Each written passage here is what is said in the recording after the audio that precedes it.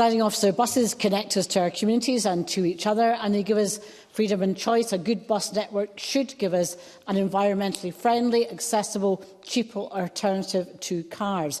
My constituency in West Lothian is a semi-rural area with many towns and villages with a higher than average reliance on cars. Bus services in West Lothian are currently woefully unreliable and have been for some time.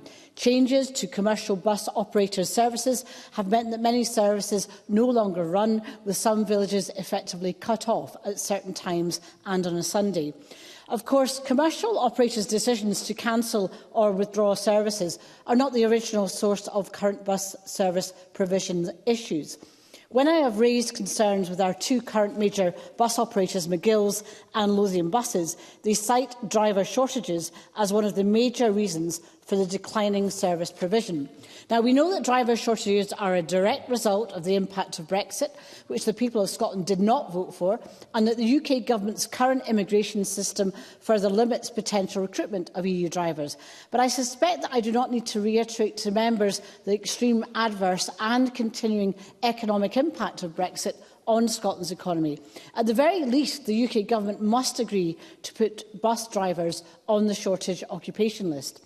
The Scottish Government, using their devolved powers, provided local authorities with the powers to bring forward improvements to bus services in their local areas via Section 34 of the Transport Scotland Act 2019. £500 million via the Bus Partnership Fund will be distributed through 14 bus partnerships across Scotland, one of which is West Lothian's Bus Alliance in my constituency, and initial funding of £25.8 million was allocated to these partnerships so they could undertake appraisal work. Yet a pressing issue remains. We have yet to find out what action will be taken by the local authority with these new powers.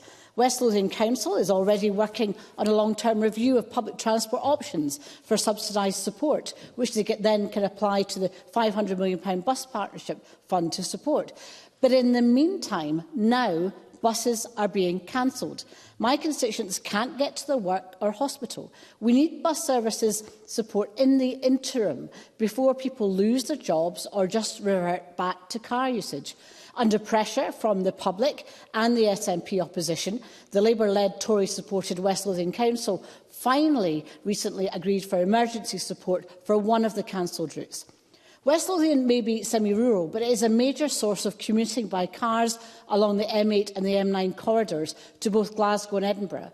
With far more people living in West Lothian than the city of Dundee, if Scotland is to reach net zero, we need viable alternatives to car use.